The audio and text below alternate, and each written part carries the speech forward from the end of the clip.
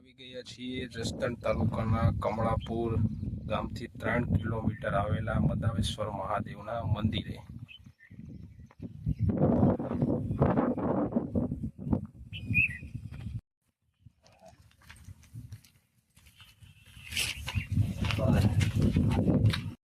જે માનવામાં આવે છે કે તે ગિરનાર પર્વત કરતાં પણ 7 સાંબેલા ઊંચો માનવામાં આવે છે આ પર્વતને।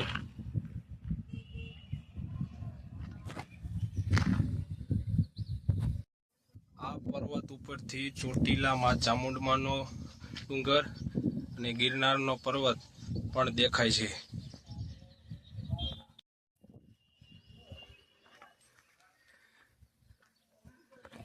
જોઈ શકો છો મિત્ર, આ છે મદાવા મહાદેવનું મંદિર।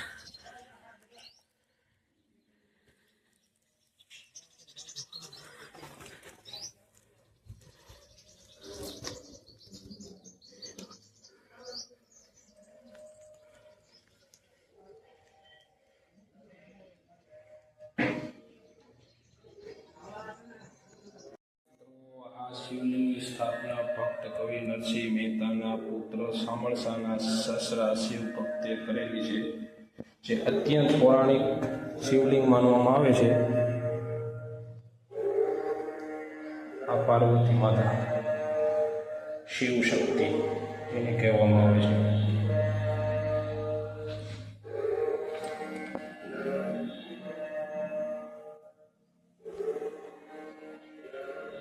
આ શિવલિંગના દર્શન કરવાથી ખૂબ આનંદ મળે છે અને તમારા ધારેલા કામ અત્યંત જલ્દી પૂરા થાય છે।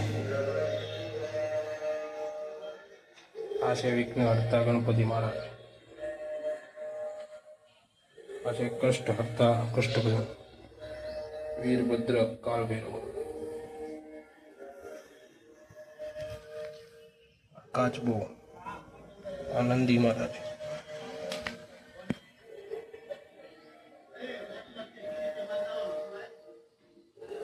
મંદિરની બહાર હનુમાનજીનું નાનકડું મંદિર આવેલું છે।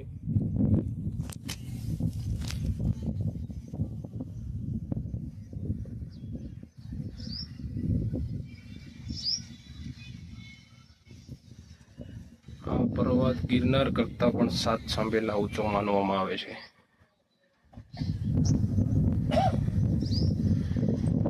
અહીંથી ચોટીલાની ચામુંડામાના દર્શન પણ થઈ શકે છે, આપણે નહીં જોઈ શકીએ વાતાવરણ એવું હોવાથી, અને ગરવા ગિરનારના પણ દર્શન થાય છે।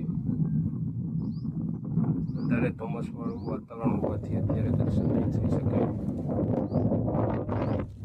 મંદિરની બહારનું કુદરતી દ્રશ્ય છે, જોઈ શકો છો।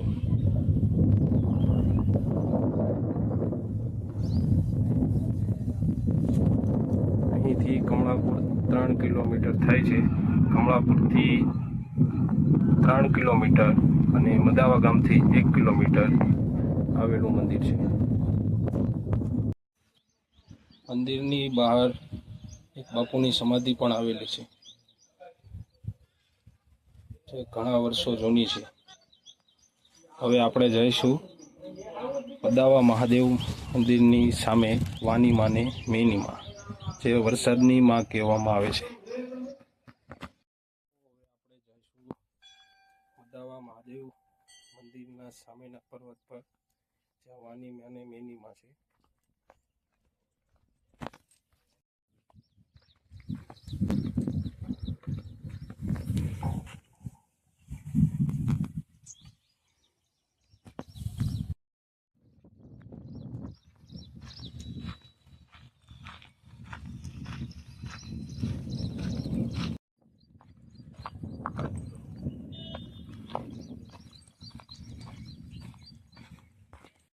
આપણે આવી ગયા છીએ વાનીમાં અને મેનીમાના મંદિરે, જે મદાવા મહાદેવ મંદિર એક્ઝેક્ટ સામેની સાઈડ જ આવેલું છે।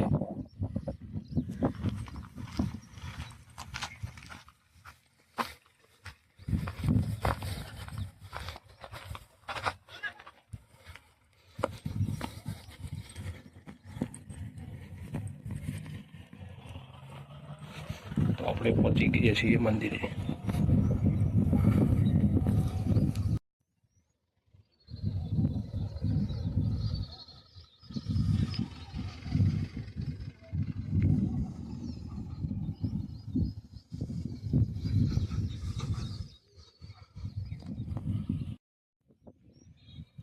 છે વાની માં ને મેની માં, જે વરસાદની પણ માં કહેવામાં આવે છે. માનવામાં એવું આવે છે કે ગુજરાતમાં વરસાદની શરૂઆત થાય ત્યારે પહેલી શરૂઆત અહીંથી જ થાય છે.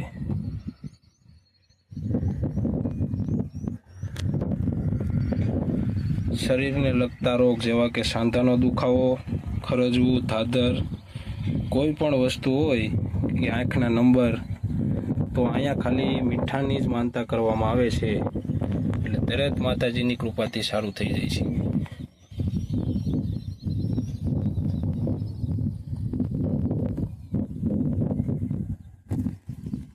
મિત્રો આપણે રજા લઈશું. આવા ને આવા વિડીયો જોવા માટે સબસ્ક્રાઈબ કરો અમારી ચેનલને, લાઈક કરો અને બેલ આઇકન દબાવો.